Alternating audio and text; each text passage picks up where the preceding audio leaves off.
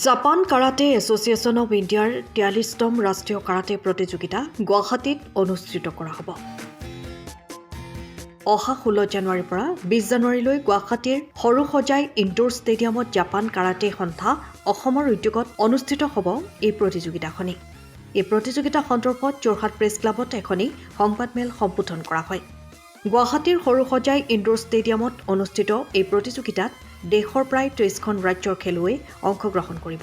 উল্লেখ্য যে প্ৰতিযোগিতাৰ সমান্তৰালকৈ এখন কাৰাটেৰ প্ৰশিক্ষণৰ শিবিৰ আয়োজন কৰিছে, য'ত আন্তঃৰাষ্ট্ৰীয় পৰ্যায়ৰ প্ৰশিক্ষকে প্ৰশিক্ষণ প্ৰদান কৰিব বুলি আয়োজক কমিটিয়ে জানিবলৈ দিয়ে। ৪৩তম JK ৰাষ্ট্ৰীয় কাৰাটে প্ৰতিযোগিতা এইবাৰ আমি অসমত পাতিবলৈ লৈছোঁ।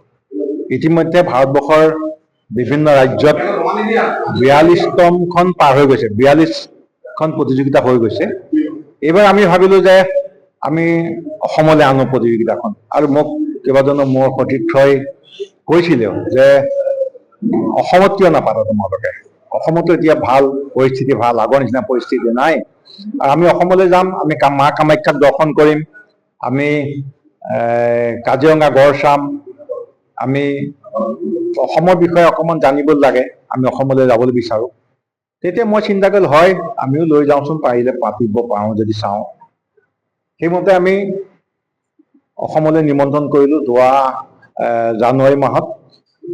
আৰু চবতকৈ ডাঙৰ কথা কি, এখন কাৰাটে প্ৰতিযোগিতাই নহয়, এইখন আন্তঃৰাষ্ট্ৰীয় প্ৰশিক্ষণ হ'ব। আন্তঃৰাষ্ট্ৰীয় মানে আন্তঃৰাষ্ট্ৰীয় প্ৰশিক্ষকে প্ৰশিক্ষণ দিব। আপোনালোকে দেখিছে এই দুজন বিশ্বৰ মহান প্ৰশিক্ষক, আমাৰ এটা প্ৰশিক্ষণ শিবিৰ হয়, ১৬, ১৭, ১৮ জানুৱাৰীত প্ৰশিক্ষণ হ'ব। সেই প্ৰশিক্ষণ প্ৰদান কৰিব এগৰাকী হলিউডৰ অভিনেতা, কেইবাখনো সমৰ কলা চিনেমাৰ নায়ক তাৎসুয়া নাকা বুলি কয়, আৰু আনজন হ'ল তাৎসুয়া তানিয়ামা। এই দুইজন মহান কাৰাটে প্ৰশিক্ষক। তাৎসুয়া তানিয়ামা ইতিমধ্যে ১৭টা বিভিন্ন খিতাপ জয় কৰিব সক্ষম হৈছে, আন্তঃৰাষ্ট্ৰীয় খিতাপ। গতিকে দুইজন মহান প্ৰশিক্ষক, লগতে আমাৰ ইণ্ডিয়ান প্ৰশিক্ষক, ইণ্ডিয়ান টিমৰ প্ৰাক্তন প্ৰশিক্ষক শ্ৰদ্ধা আনন্দৰত্নদেৱ আছে, তেখেতেও প্ৰশিক্ষণ প্ৰদান কৰিব। গতিকে প্ৰশিক্ষণ মই ভাবিছোঁ নৰ্থ ইষ্টত এয়া পোনপ্ৰথমবাৰ দুজনকৈ বিদেশী প্ৰশিক্ষকে প্ৰশিক্ষণ দিব।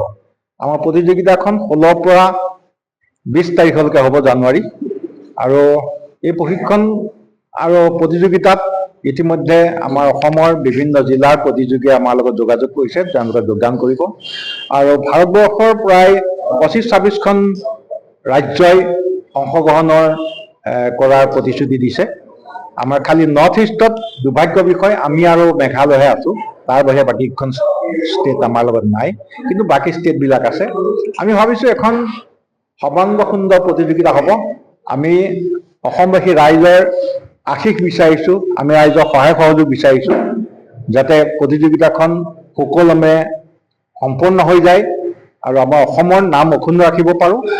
আৰু ইতিমধ্যে আমি অসম চৰকাৰৰ মাননীয় কেবিনেট মন্ত্ৰী, কৃষি আবকাৰী আদি বিভাগৰ মন্ত্ৰী সন্মানীয় অতুল বৰাদেৱক আমি সভাপতি হিচাপে লৈছোঁ, আৰু আমাৰ যোৰহাটৰ উদীয়মান যুৱ নেতা, আমাৰ JK অসমৰ সভাপতি সিদ্ধাংক অংকুৰ বৰুৱাদেৱক আমি সম্পাদক হিচাপে লৈছোঁ। আমাৰ অতুল বৰাদেৱৰ লগত অনবৰতে লাগি থকা অন্য এগৰাকী ব্যক্তি আমাৰ ৰজত শইকীয়া আছে, তেখেতক আমি মাননীয় উপসভাপতি কৰি লৈছোঁ। আমি ভাবিছোঁ সকলোৰে সহযোগত, ৰাইজৰ আশীৰ্বাদত আমি প্ৰতিযোগিতাখন সুকলমে। সময়ৰ খবৰ সময়ত পাবলৈ ফ'ল' কৰক টাইম অফ আছাম।